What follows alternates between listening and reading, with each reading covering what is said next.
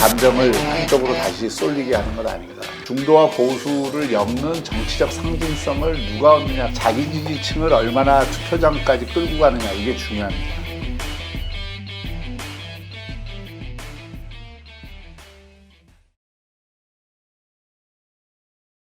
민심은 대체로 뭐 예상이 가능하죠. 근데 지난번 그 총선에서 네. 대구가 한번 그 여기 이 경상도 말로 히딱 디비진 적이 있었습니다. 근데 그 대구에서 사실 그 당시 야당 국회, 지금 진보 쪽에 이 국회의원이 되리라고는 사실 생각하기 어려웠는데 지난번에 2명이 당선이 됐잖아요. 네. 대구에도. 네. 그리고 그만큼 이제 대구에도 과거의 관성으로 이 그 투표하던 행태에서 상당히 달라진 거를 지난번 국회의원 선거에서 보여줬고, 네.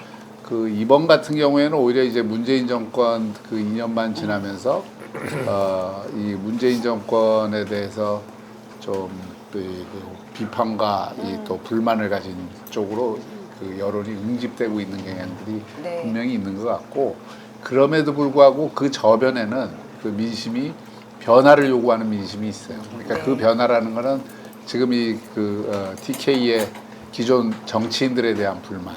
그래서 좀 사람은 바뀌었으면 좋겠다 하는 또 여론도 상당히 있는 것 같고요. 그런 걸 충족 못 시키면은 또 여론이 어떻게 변할지 모르죠.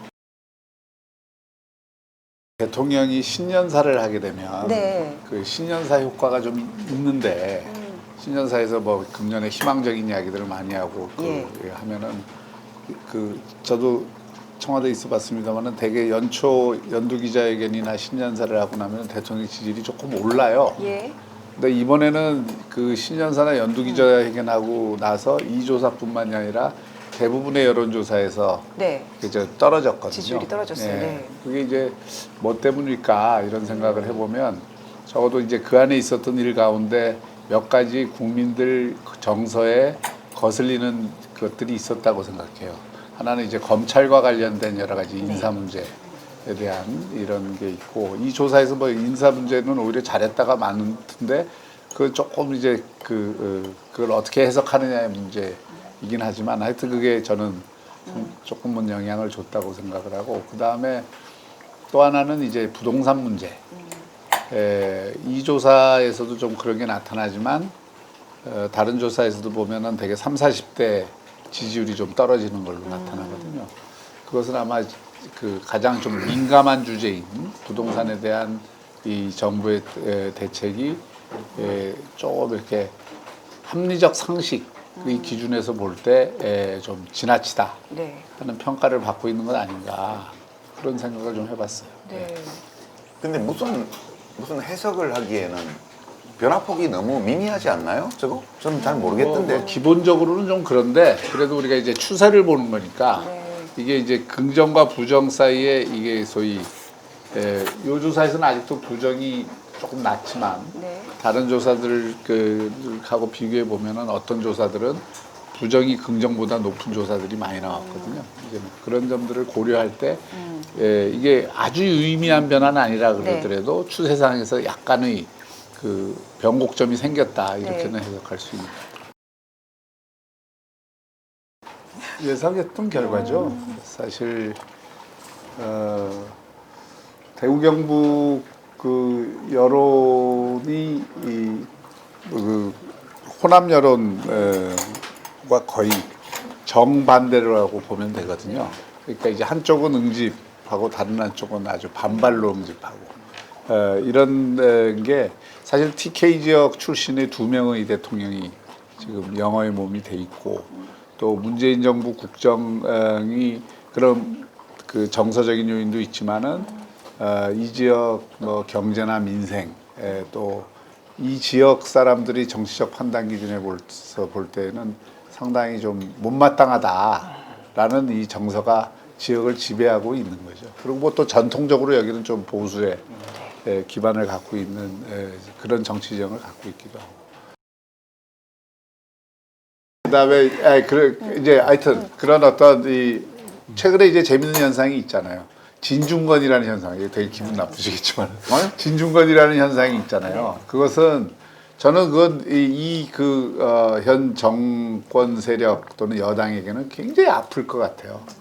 왜 아프냐면 그게 기존의 아주 콘크리트 지지층에게는 별 영향을 안 주지만 그런 어떤 기존의 같은 진영에 있던 사람이 그 진영의 문제나 위선을 드러내면서 나왔을 때에는 그게 이제 중도에 있는 사람들한테 상당한 영향을 주고 그러니까 콘크리트 지지층이 아닌 상대적 뭐 이게 지지층들이 유동층으로 빠지게 하는 효과가 상당히 저는 있다고 봐요.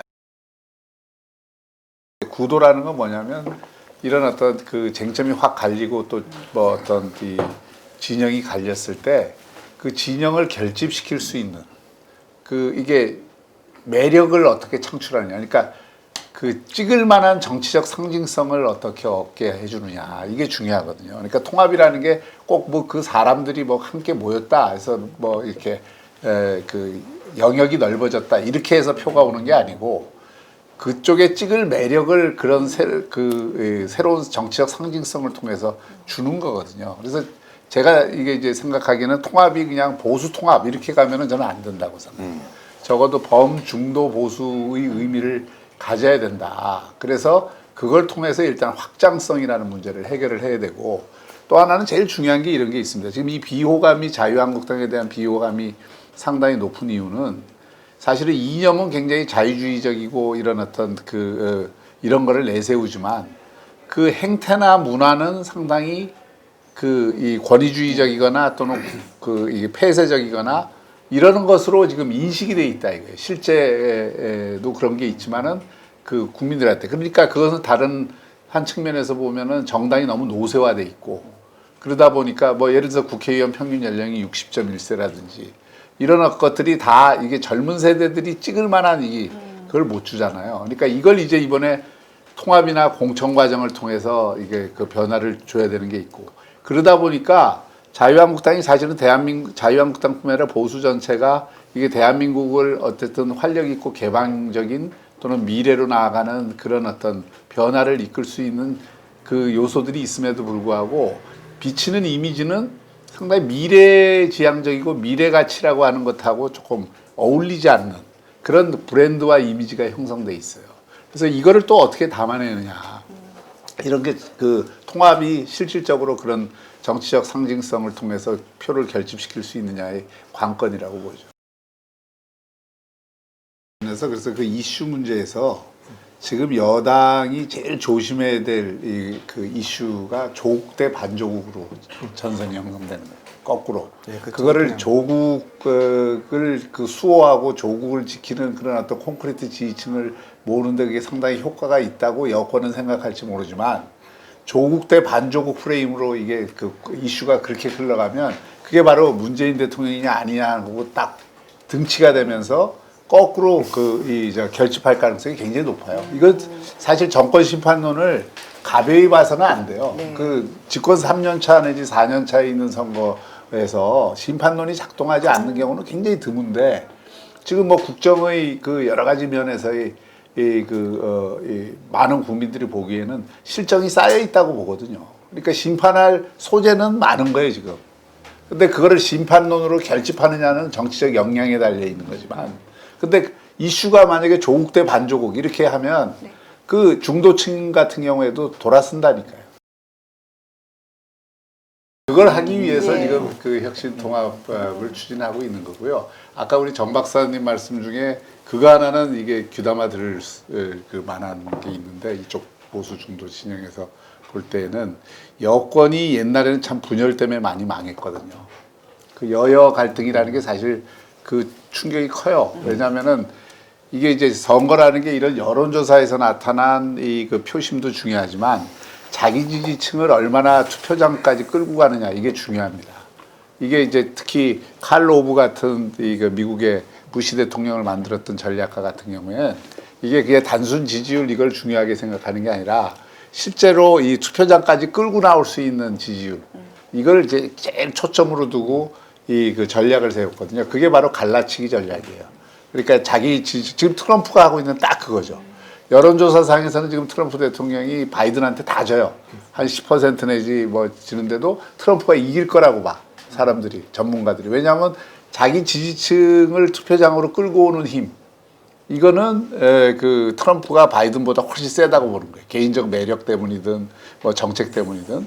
근데 지금 마찬가지인 게 여권이 막 분열하면 이게 지지층을 투표장으로 끌고 오는데 한계가 생깁니다. 근데 지금 여권이 그래도 이 상황 관리를 어느 정도 하는 이유는 지금 지지율이 유지되는 이유는 여권 내부의 갈등이 그렇게 심각하지 않다는 거. 근데 이제 이것이 이제 공천 과정에서 이제 어떻게 표출될지는 조금 더 봐야 되겠는데 그 점은 분명히 여권의 강점은 강점입니다. 뭘 이제 받고 이번에 싶어요? 우리가 협통위에서 그 한 안 중에 하나가 그건 반드시 관철을 할 건데 지금 그 민주당은 그래도 청년들이 살아 있잖아요. 근데 여기는 미래 세대인 청년들이 와서 주체적으로 활동할 공간 자체가 없어요. 그러니까 청년들이 되게 좀 이렇게 이벤트성으로 이게 동원되거나 또는 어떤 경우에는 그러다가 보면 소모적으로 되니까 당원 구조도 지금 완전히 노쇠화돼 있고 이 청년들이 사실 이 정당의 중심으로 들어올 수 있는 통로 자체가 막혀 있어요. 그래서 이번에 저희가 지금 그 새로운 통합신당이 만들어지면 청년 생태계를 완전히 독자적으로 정당 안에 만들려고 그래요. 그래서 저희 당 안의 당이죠. 청년 정당은 그건 예산을 정당 예산의 상당 부분을 거기에 독자적으로 주고 청년들이 직접 운영하게 하는 거예요. 그래서 거기서 교육, 뭐 정책 개발 이런 걸 독자적으로 하고 지금 그걸 하기 굉장히 좋은 게 블록체인 기술입니다. 그 부분을 그 혁신은 그러니까 그 말씀이 맞아요. 제가 말씀하고 하는 게 오히려 좋을 것 같은데 정치 특히 선거에서는 모든 이 혁신의 모습은 사람으로 나타나는 겁니다. 그러니까 상징성이라는 것은 다 사람과 그 메신저가 보여주는 메시지로 나타나는 거예요. 그러니까 그걸 지금까지는 자유한국당이 갖고 있는 그 메신저와 새롭게 이제 통합이 됐을 때의 메신저. 그럼 메신저가 일단은 조금 다원화되겠죠. 그리고 정치적 상징성을 여러 군데에서 이제 확보를 하니까 그것을 이제 결집하는 효과는 분명히 있을 것 같고요. 그런 어떤 것을 통해서 사실은 혁신은 뭘로 귀결이 되냐면 공천혁신이죠. 결국은 공천혁신을 통해서 야 이제 새술은 새부대에 담는다. 뭔가 사람이 바뀌었다. 그리고 당신들이 그렇게 그동안 기득권 정당이라고 그랬던 게 뭐 매번 사람을 바꾸지만 과거에 사람 바꾸는 거는 주로 보수들이 자기 그 계파의 역량을 강화하기 위해서 사람을 바꿨거든요. 근데 이번에는 제가 좀 기대하는 거는 그 황교안 대표가 김용호 공천위원장한테 정권을 줬잖아요. 그리고 공심위원도 뭐 완전히 예상 밖의 사람들로 구성을 했고, 물론 이제 이 문제에 관해서 통합 제세력들이 여러 가지 어떤 좀 불만도 있고 내부의 갈등 요인은 되지만 어쨌든 지금 공천위원장이나 공천위원 꾸린 걸 보면 바꾸되 과거처럼 줄서기 계파 늘리는 이런 공천은 아닐 거라는 예상을 제가 좀 하거든요. 그래도 좀 이거 가능하면은 좀 담아주세요. 왜냐하면 여론조사에 대한 평가도 우리가 할 필요가 있고 한국 리서치도 계속 조사를 앞으로 계속 할 거기 때문에 그런 것들도 이렇게 조금 담아내는 게 필요해요. 지난번에 우리가 지적한 사항들이 사실 문제가 됐잖아요. 그 설문을 짤 때 2가지 내지 3가지의 함의를 갖는 거를 설문에 넣는 거는 가급적 안 하는 게 좋다고 생각합니다. 예를 들어서 신년 기자회견 이렇게 하면 이미 대통령에 대한 평가가 들어가는 거예요. 그다음에 강도 높은 여기는 이미 규범적 판단이 들어간다고. 그다음에 부동산 정책 평가 이렇게 되면 사람들이 그 설문을 들을 때 뭘 갖고 대답할 거냐가 좀 혼선을 일으킬 가능성이 있어요. 그러니까 가능하면 한 질문에는 하나의 딱 선명한 반응이 나올 수 있도록. 그러니까 지금 더불어민주당을 지지하든 자유한국당을 지지하든 네. 그 정당 지지와는 별개로 자기 지역구의 국회의원을 바뀌었으면 좋겠느냐, 그냥 그대로 유지했으면 좋겠느냐, 이거는 좀 다른 거거든요. 그러니까 이게 지금 섞이니까 이런 결과가 나오는 거거든요. 그러니까 저 미결정이라고 하는 것과 상대적으로 정당 지지율보다 이 지역구 투표 후보가 낮아지는 이유는 현재 지역구 국회의원이나 자신의 어떤 지역구 후보에 대해서 이 불만이 상당 부분 이게 반영이 된 지표다 이렇게 봐야죠. 선거제도가 예. 하여튼 뭐 정치적 타협의 결과인지 야합의 결과인지는 모르지만 정말 그 이해할 수 없는 선거제도를 만들어 놓은 거예요.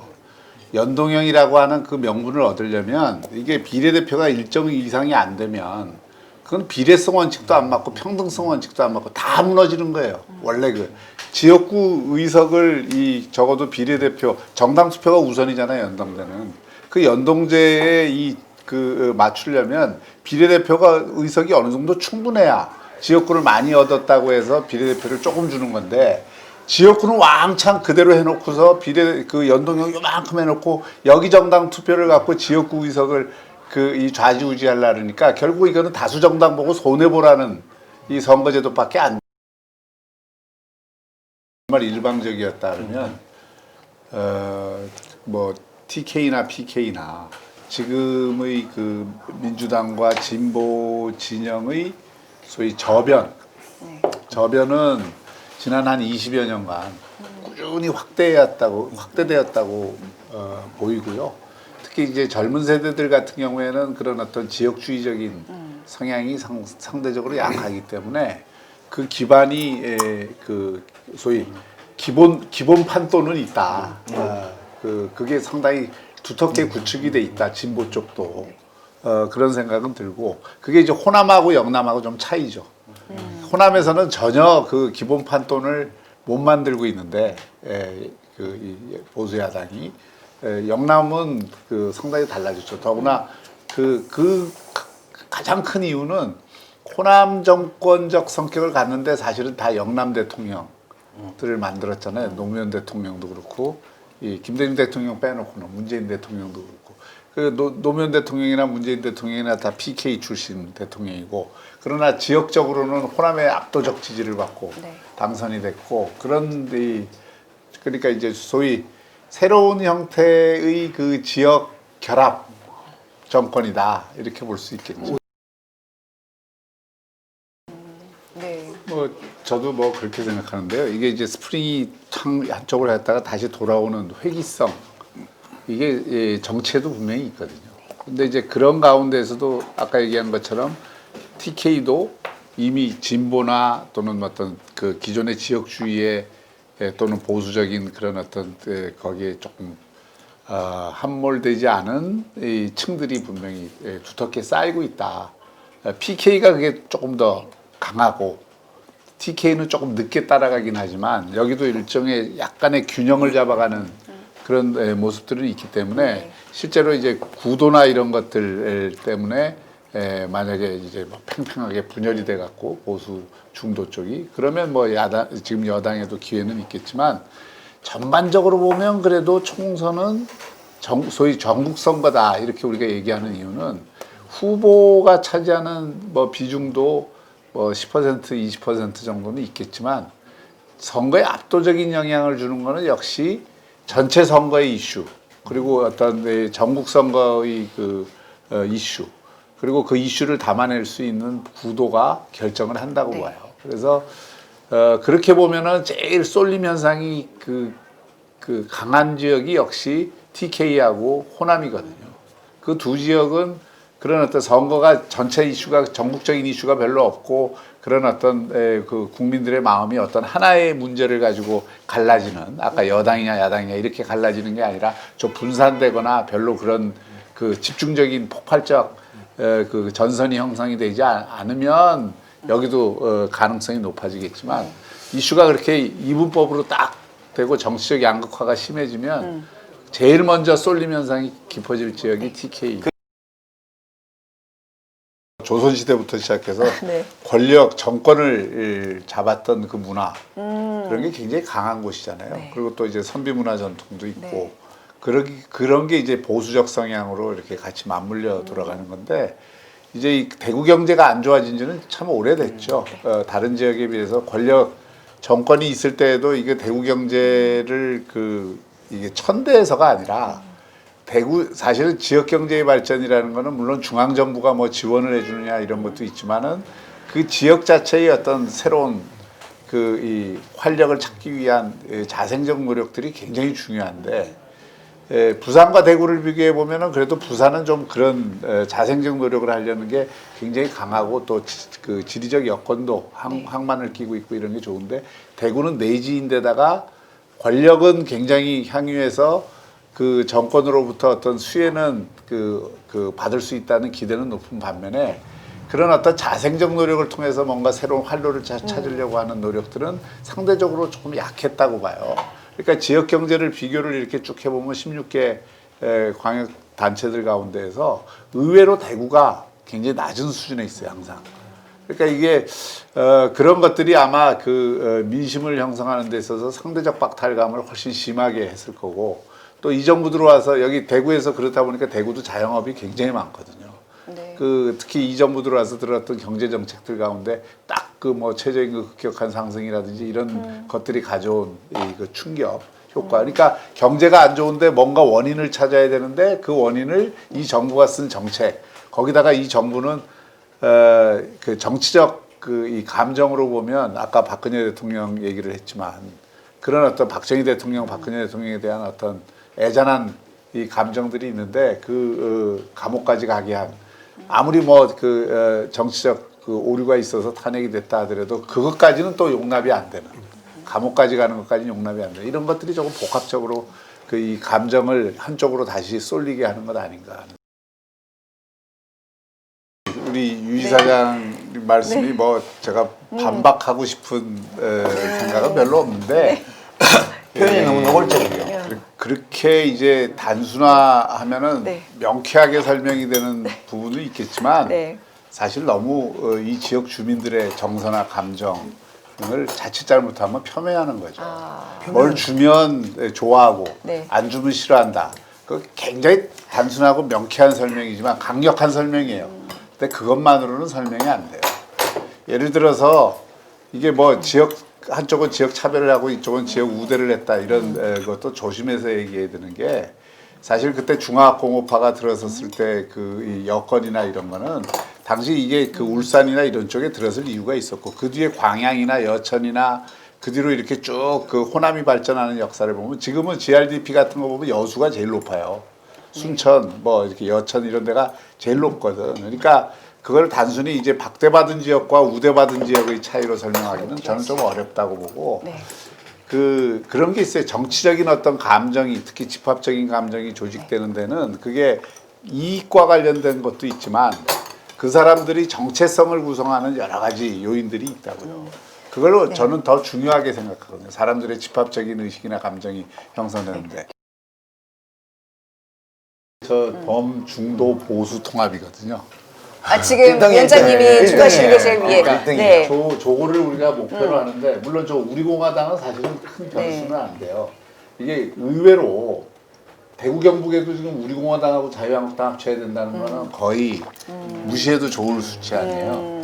그러니까 많은 그 국민들이 뭐 대구 경북 그 대구 경북이 제일 상징적인 곳인데 우리공화당 입장에서 보면 네. 거기서도 사실은 우리공화당 지지율이 높지가 않고 대구 경북에서도 심지어 뭐 이 조사에서 나타나는 거는 지금 자유한국당하고 새로운 보수당하고 안철수계 네.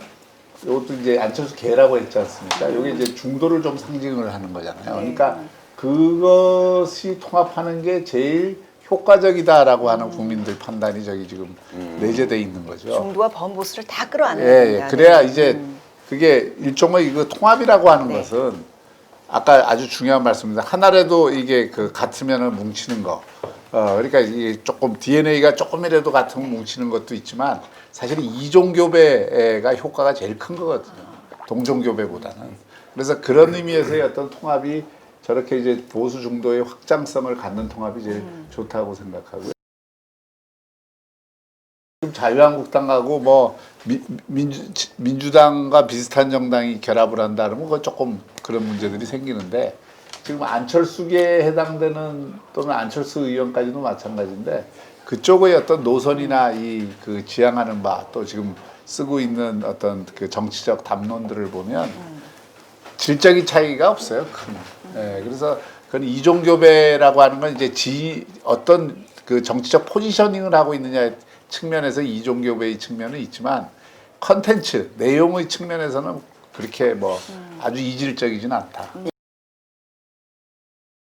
종류가 있어요. 네. 들어와서 통합에 이게 몸을 실어서 이게 전체 파일을 키워라라는 네, 네. 기대감일 수도 있고, 안철수 대표가 혼자 홀로 서기를 해서 뭔가 정치적 성공을 해라라고 네. 하는 기대감일 수 있는데, 저 그 지표는 저는 이렇게 읽습니다. 일단 독자 세력화에서 성공하기는 매우 어렵다라고 하는 걸 첫째 보여주는 거고, 두 번째, 그러나 안철수 대표가 갖고 있는 어느 정도의 상징성이 있기 때문에, 네. 중도나 젊은 세대 쪽의 상징성이 부분적으로는 있기 때문에 그것을 네. 그 결합을 할 경우에는 상당한 이 동원할 수 있는 에너지가 있다. 그걸 이제 저는 두 가지를 다 보여준다고. 네. 위원